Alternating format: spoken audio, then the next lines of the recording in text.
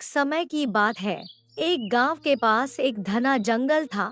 उसी जंगल में टोनी नाम की एक चिड़िया रहती थी और उसका पति सुरेश रहता था और उनके पड़ोसी कालू कौवा और कबूतर भी रहते थे। टोनी का पति शहर कमाने के लिए तैयार हो रहा था। टोनी, मैं जा रहा हूँ मुंबई कमाने, क्योंकि मेरा सेठ मुझे बुला रहा है। मैं 2 महीने का ही छुट्टी लेकर आया था और 3 महीना हो गया है अब। अगर मैं अब नहीं जाऊंगा तो मालिक मुझे काम से निकाल देगा। पतिदेव, आप कुछ दिन और रुक जाइए, क्योंकि अभी हम लोगों की नई नई शादी हुई है।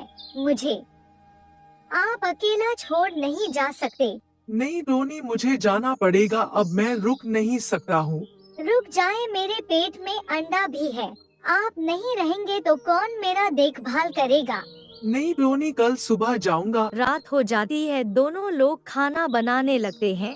खाना बनाने के बाद खाकर सो जाते हैं। सुबह हो जाती है। टोनी का पति शहर की तरफ उड़ने लगता है। टोनी बेचारी अकेली रोने लगती है पति जाने के बाद।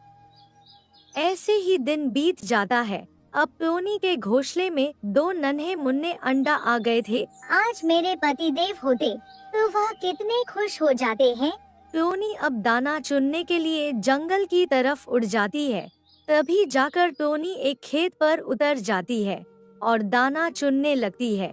तभी उसके पास एक नीली चिड़िया आती है। क्या बहन, आपका क्या नाम है? आप इस जंगल में नई लग रही हो। हाँ बहन, मेरा नाम टोनी है और मैं दूसरे जंगल से आई हूँ। तब दोनों लोग साथ में ही दाना चुनने लगते हैं। दाना चुनते चुनते नीली चिड़िया बोलती है, अच्छा टोनी बहन, आपके परिवार में कितने लोग हैं? नीली बहन, मेरे परिवार में मेरा पति है और मैं हूँ। क्यों टोनी बहन, आपके बच्चे नहीं हैं?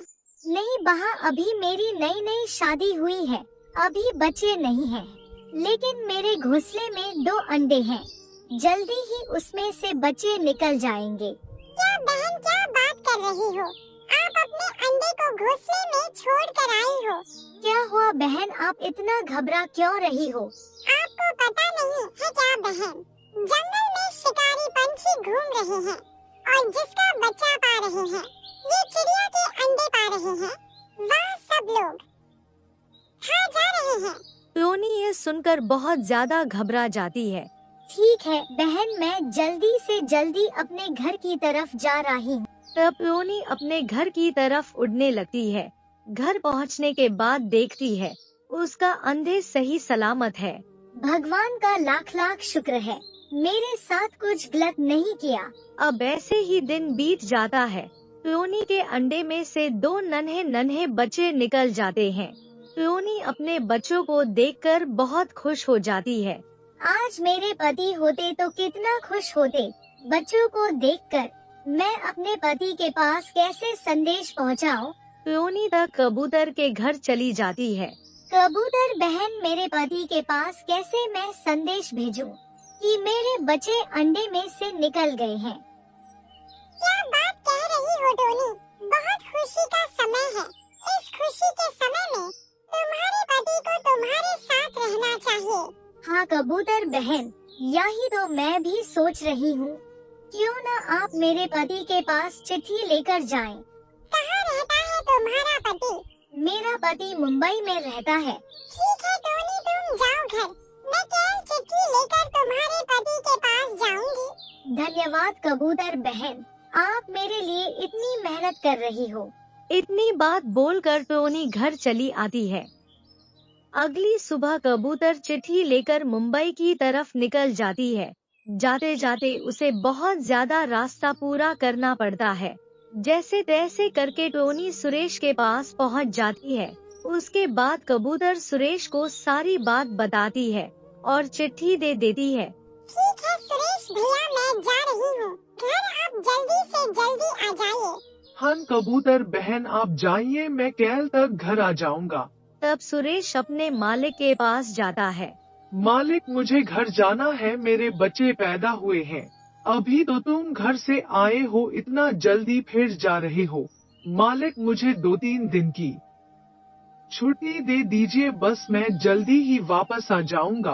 ठीक है जाओ, लेकिन जल्दी आ जाना, बहुत ज्यादा काम है कंपनी में। तब सुरेश अपनी बीवी और बच्चों के लिए मुंबई से सामान लेकर उड़ जाता है घर की तरफ। घर पहुंचने के बाद टोनी अपने पति को देखकर बहुत खुश हो जाती है।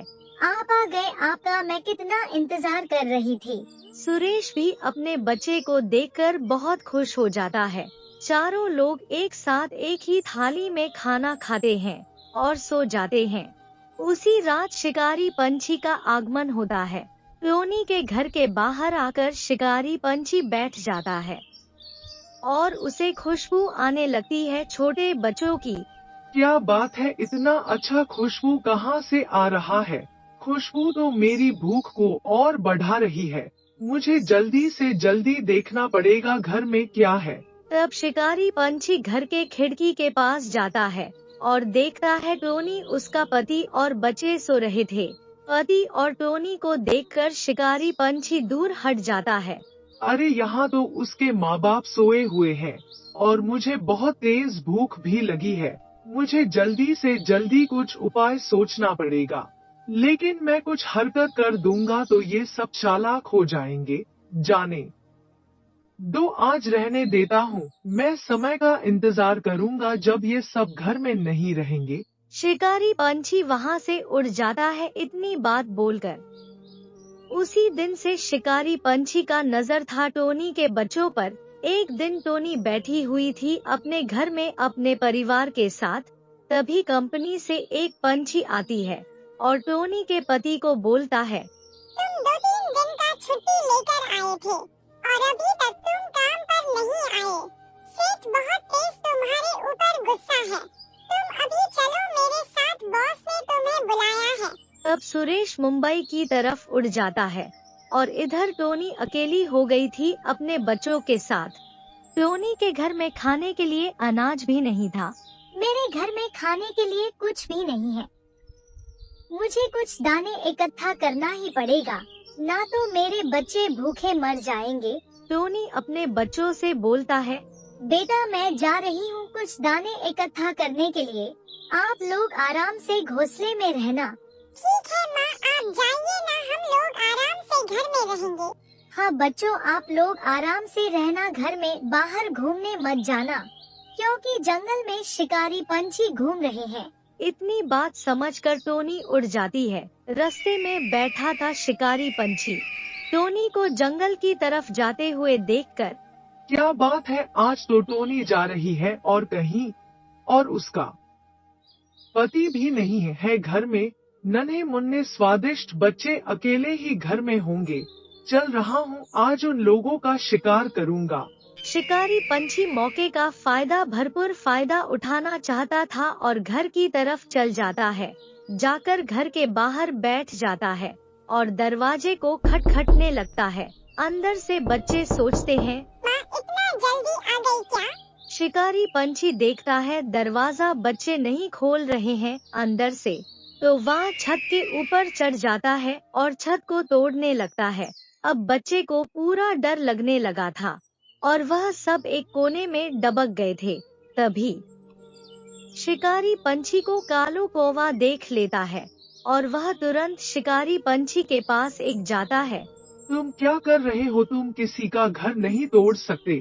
तुम हट जाओ मेरे रास्ते से। मैं बहुत दिन से इस पल का इंतजार कर रहा हूँ। मैं आशिक आकार के रहूंगा। तुम किसी का शिकार नहीं करोगे। मैं तुम्हें यहाँ सब नहीं करने दूंगा। मेरे पड़ोस का घर है और यह मेरे पड़ोस के बच्चे हैं। तो लगता है आज तुम मेरे हाथों को मरना चाहते हो। शिकारी पंछी तुरंत कालू के ऊपर हमला कर देता है। कालू भी शिकारी पंछी के ऊपर हमला कर देता है। कालू पीछे नहीं हटता और शिकारी पंछी को वहाँ से भगा देता है और घर में जाता है। बच्चों को लेकर अपने घर में आ जाता है। टोनी अनाज लेकर अपने घर आ जाती है।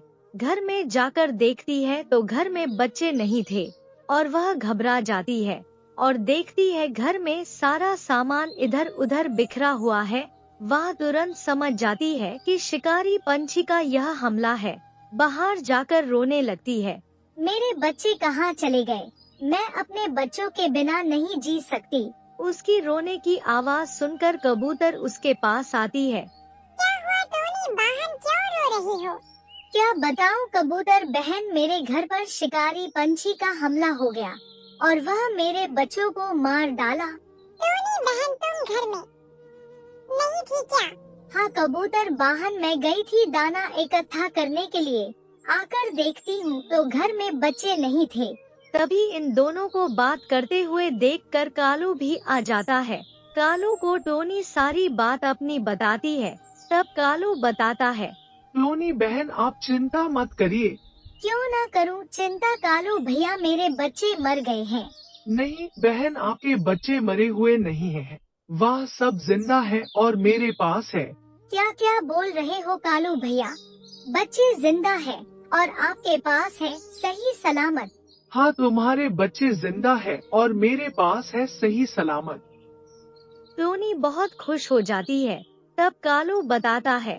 मैं भी जा रहा था दाना इकट्ठा करने के लिए, लेकिन देखता हूँ तो शिकारी पंछी तुम्हारा घर तोड़ रहा था और मैं उसके पास जाता हूँ। दोनों में भरपूर लड़ाई होती है और मैं शिकारी पंछी को भगा देता हूँ और तुम्हारे बच्चों को अपना घर लेकर चला जाता हूँ।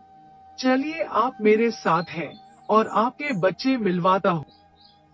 टोनी कालू के घर पर एक जाती है। अपने बच्चों को सही सलामत देखकर खुश हो जाती है और कालू का धन्यवाद करती है। धन्यवाद कालू भैया, आज आप नहीं हो तो तब तो मेरे बच्चे नहीं बच पाते। इसकी कोई जरूरत नहीं है टोनी बहन, हाँ तो मेरा फर्ज था।